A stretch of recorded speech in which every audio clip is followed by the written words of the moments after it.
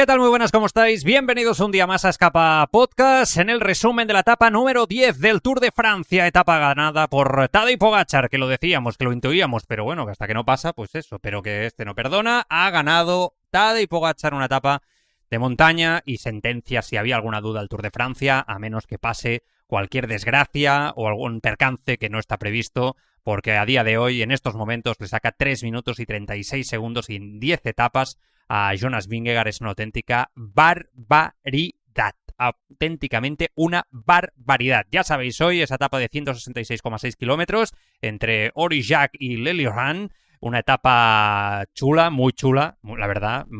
Constantemente de sube, baja por la zona del macizo central, que es precioso, que te conecta puertos como ninguna otra zona en Francia. Con mucha calor, ya sabéis todas las noticias que están saliendo con las medias de temperatura, que es la media de temperatura más alta de la historia del Tour de Francia, pero ganando de mucho a cualquiera, al resto.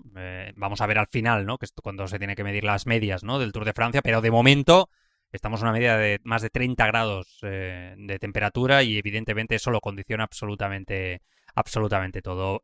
Victoria de Pogačar, enseguida os lo explico, pero dos cosas. La primera, que tenéis en el link en la bio del episodio y del podcast el link para inscribiros en el sorteazo del Tour de Francia de Escapa Podcast para vosotros, con 3 premios, maillots, la bici, sobre todo la bici, Megamo, gracias a Megamo, que han tenido ese súper detalle con nosotros, una marca espectacular, con una capacidad, ¿no?, para hacer bicis fantásticas, en este caso la Hakar Gravel, que entráis en el sorteo si os inscribís. Ahí entráis en el link, ponéis vuestro nombre y vuestro correo y el día después del Tour de Francia, al final del Tour de Francia, daremos el nombre del ganador en antena. 3 premios, por lo tanto habrán 3 ganadores, también suplementación de Mega Bar, maillot y culot de Escapa, preciosos todos ellos. Bueno, estamos que lo petamos con este Tour de Francia, fantástico. Y después, que ya sabéis que si tenéis una avería, una caída o cualquier imprevisto, Seguro Bici está con vosotros para recogeros a vosotros y a vuestra bicicleta. Importante, porque cada salida merece la mejor asistencia. Seguro Bici, siempre a tu lado en cada ruta.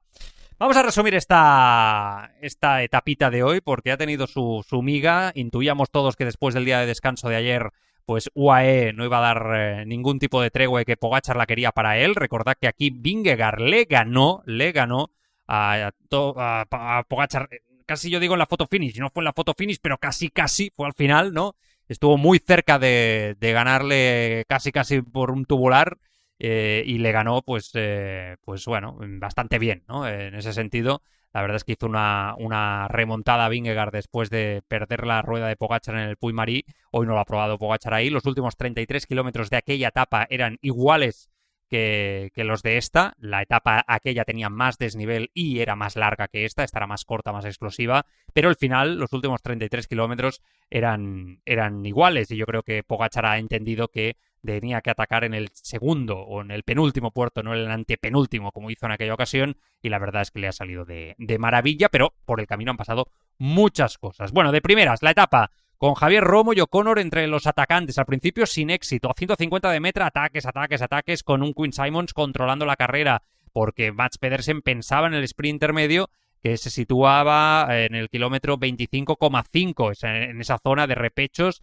donde ya se cortaban al principio, en esta zona de dureza, sprinters como Koig o Merlier, que han entrado en tiempo, pero que estaban cerca del coche escoba constantemente. Lidl Trek, ahí estaba, marcando el ritmo. Pedersen ha pasado primero en el sprint intermedio.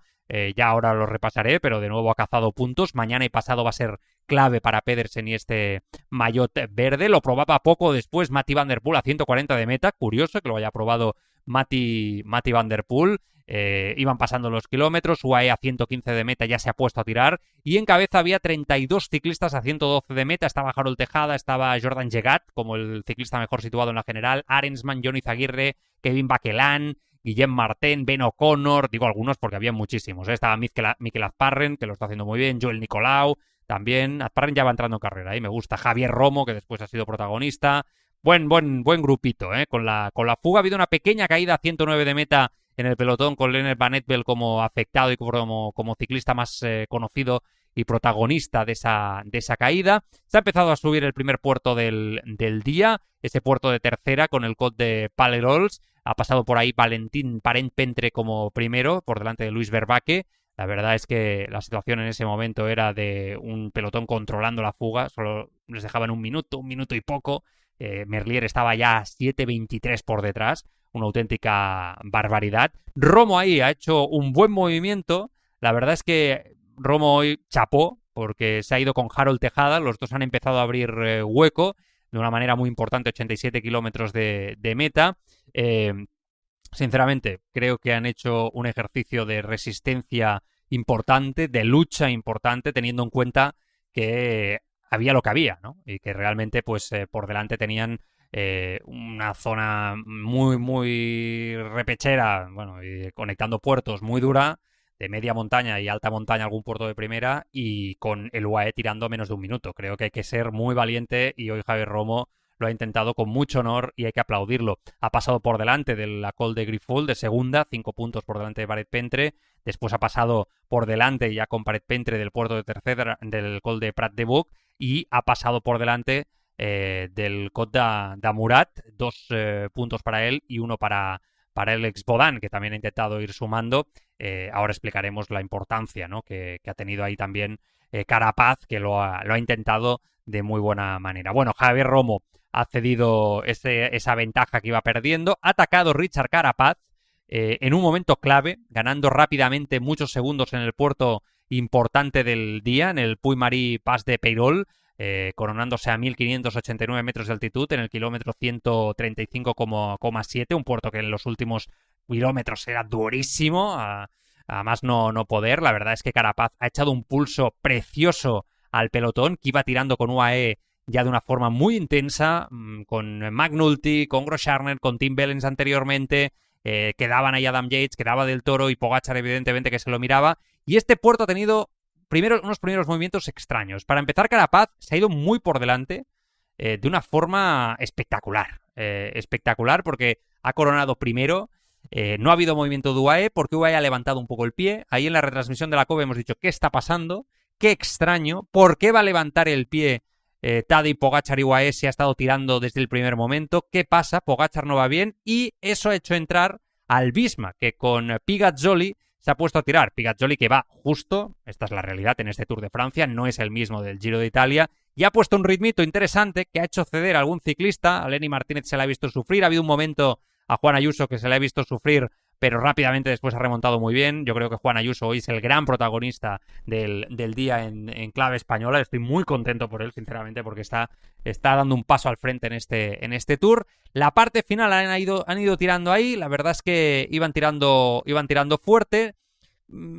Estaba por ahí Seixas también un poco retrasado. De golpe ha puesto a tirar Seixas a Prudhomme, a su compañero de equipo. Les ha cortado. Un desorden absoluto de Decathlon en esa parte final, en la parte media.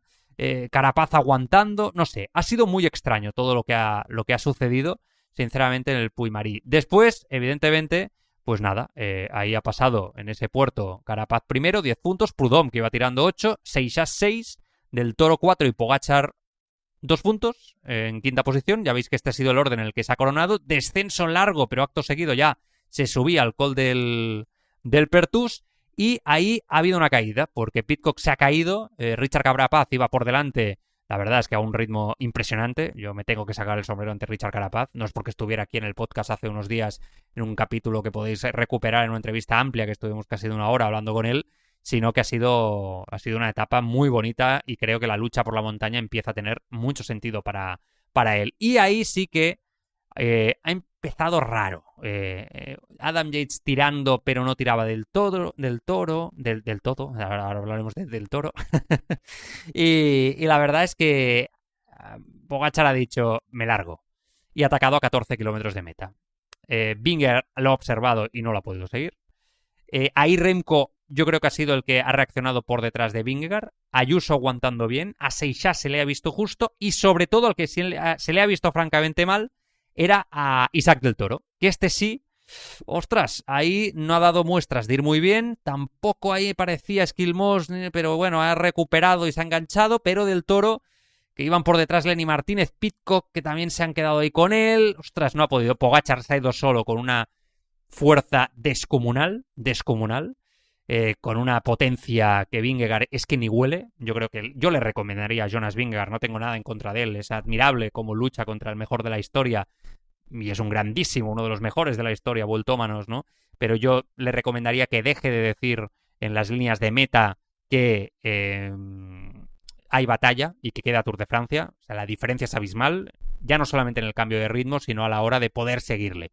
Oye, chapó, que cuando ha notado una posible debilidad de UAE ha puesto a Visma a tirar. Chapó, me quito el sombrero. Bien, eso es lo que tenía que hacer, buena lectura de carrera, pero el problema no era Pogačar, sino que UAE estaba frenando porque ellos creen que pueden quedar primero y segundo del Tour de Francia con Pogačar y Del Toro. Y Del Toro hoy ha dado muestras de debilidad muy importantes, para mí muy sorprendentes, teniendo en cuenta de dónde venimos con el Ron Alps, teniendo en cuenta lo que vimos en el Tourmalet, donde casi Del Toro parecía, ¿no?, que podía estar a la altura de Vingegaard, y ha sido un sorpresón que se haya quedado en este puerto, que siempre, pues, es explosivo, pasan cosas. Aquí fue donde el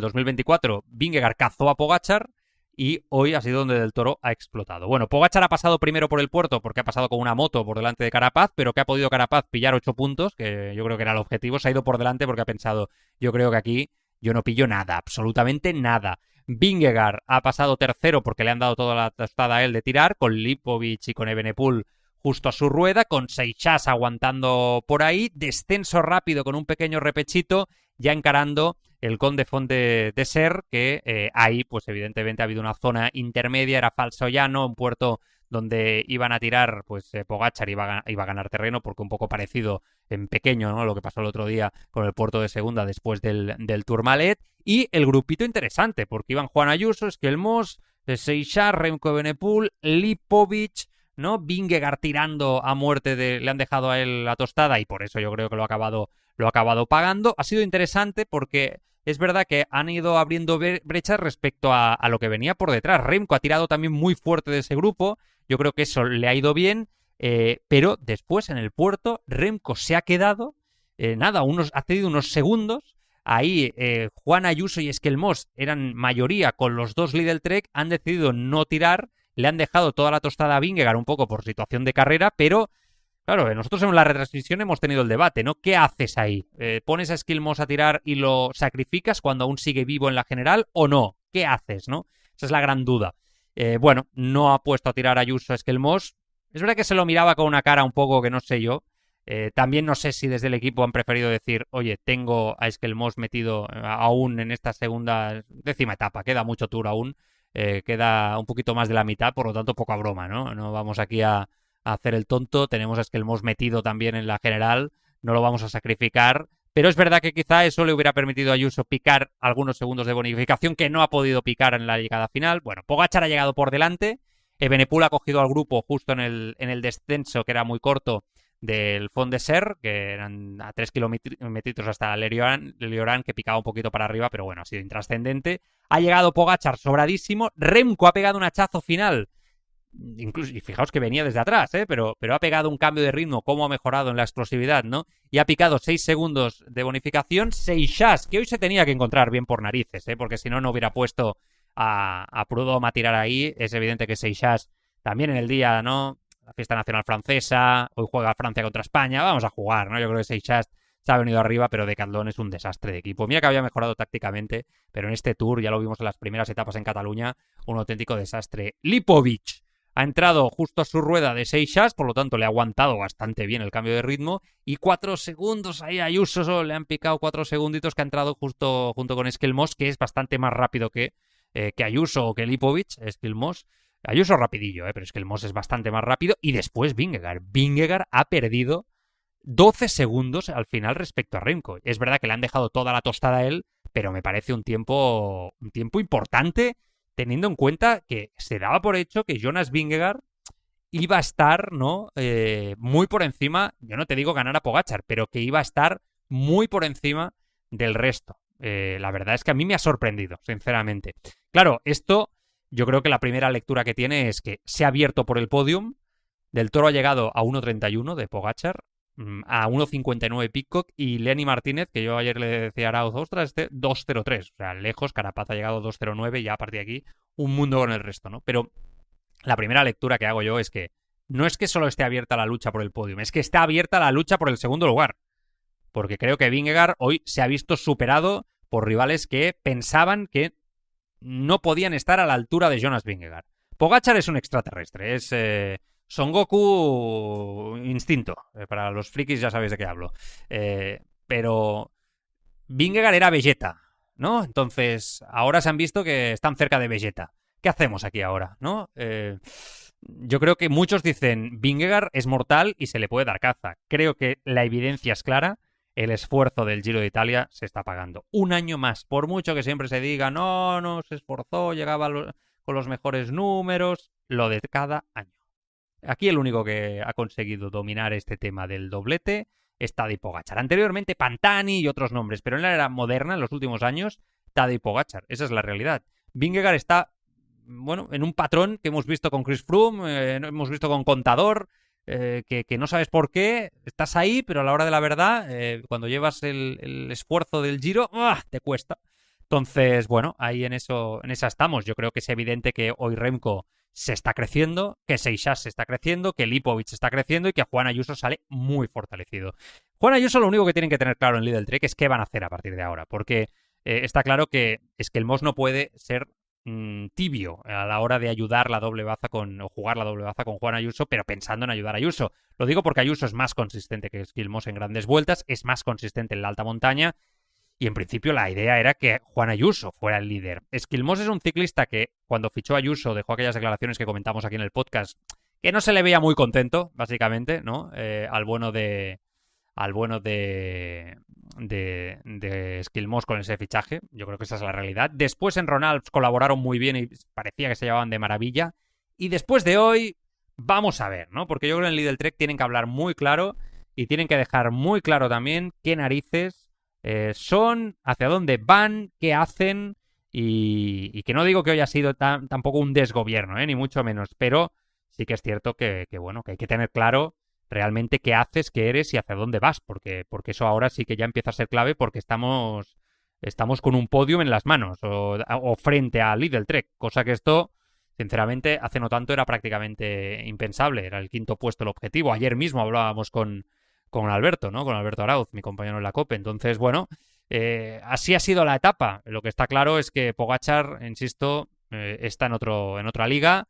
La general queda con Tadej Pogačar primero y Vingegaard a 3 minutos 36 segundos. Remco Evenepoel queda a 4.06. Juan Ayuso a 4.22. Eso significa que está a 16 segundos de Remco Evenepoel. Tiene el podium un poquito más lejos de lo que lo tenía, pero ahora está con Remco por ahí, ¿no? Por delante. Ahora hablaremos de la crono. Yo creo que la crono de la etapa 16 va a ser clave. Remco es claramente favorito. Viendo cómo se está defendiendo, Jonas no está lejos. Creo que Remco está ya relamiéndose, ¿no? Pensando en que tiene la segunda plaza a tocar. Vamos a ver la etapa del sábado y del domingo, porque van a ser claves. La del viernes un poquito menos, pero al sábado y domingo yo creo que van a ser clave para ver dónde está Vingegaard respecto a Remco. Y Juan Ayuso también es el siguiente de todos estos nombres más potente en la crono. Queda, como digo, a 16 segundos. Paul Seixas queda a 4.35 de Tadej Pogačar, a 13 de Juan Ayuso y a 29 del podium. O sea, Seixas está a 29 segundos del podium, tiene 19 años y está debutando en el Tour. ¡Buah! O sea, en la etapa 10 el titular es acojonante. Permitidme. Ya veremos dónde las expectativas, no sé qué, lo que queráis. 19 años, debutante en el Tour y está a 29 segundos del podium después de 2 etapas de montaña. Creo que es una bestia este chico, hay que aplaudirlo, es impresionante. Lipovic queda sexto a 4.44 de Pogačar, a 9 de Seixas y a 38 del podium. Isaac del Toro a 5.08 de Tadej Pogačar, está lejísimos de Pogačar Isaac del Toro. Queda 24 segundos de Lipovic y del Toro tiene a 1.02 el podium. Creo que es el gran derrotado sin duda de la jornada. Es verdad que en UAE estarán felices porque al final Pogačar ha ganado, pero eso de jugar la doble baza... Matías Skjelmos queda octavo a 5.45 de Pogačar, a 1.39 del podium, por lo tanto está ahí, esa doble baza la tienen que seguir jugando, eso sin duda. Lenny Martínez ya queda a 6.34 de Pogačar y Pidcock queda ya muy lejos, a 11.49. Pedersen, líder por puntos, 293, 239 Girmay, 213 Merlier. Recordemos que mañana se dan 70 puntos, mañana y pasado 70 puntos en las etapas a nivel de sprint, por lo tanto es importante para Pedersen puntuar en los intermedios y puntuar, muy importante, no solamente los intermedios, sino también el máximo posible en las llegadas, porque si no se le va a complicar la cosa. La montaña, Pogačar afianza 42 puntos, Vingegaard 27, pero Carapaz ya se mete tercero. Es su gran objetivo, 19 puntos después de lo que ha sumado hoy. Muy bien Carapaz, para mí tácticamente ha sido el ciclista más inteligente de todos. Mejor joven Ayuso, va a lucir de nuevo el maillot blanco. Seixas queda 13 segundos de él y 46 segundos por detrás del Toro. Y por equipos, vamos a ver cómo queda esto, porque el líder Trek es el líder y 24 minutos 18 UAE. Le ha pillado, le ha rascado UAE 4 minutos al líder Trek. En la clasificación por equipos, Visma es tercero, 38-51. Bueno, pues lo dicho, yo creo que está todo comentado en este Tour de Francia. No hay mucho más a explicar. Está claro que hay uno muy fuerte, pero que la lucha por la segunda y tercera plaza ahora mismo es una batalla tremenda entre Vingegaard, entre Benepul, entre Ayuso, entre Seixas, entre Lipovic, entre Del Toro y Esquelmós. Brutal. Creo que hacía tiempo que no veíamos una batalla tan igualada por 2 plazas en un podium en un Tour de Francia. Nos vamos a divertir. Esa es la mejor noticia. Mañana, etapa entre Vichy y Nevers, con 2 cotas de cuarta categoría. La cota del Billionaire, 1 kilómetro al 5,8%. El sprint intermedio está muy cerca, está en el kilómetro 27. Lo digo porque el líder Trek va a intentar con Basek, Simons y compañía controlar la carrera. Y después está la cota de Billy Chevanés. Eso es 1,4 kilómetros al 5%. Se corona en el kilómetro 123.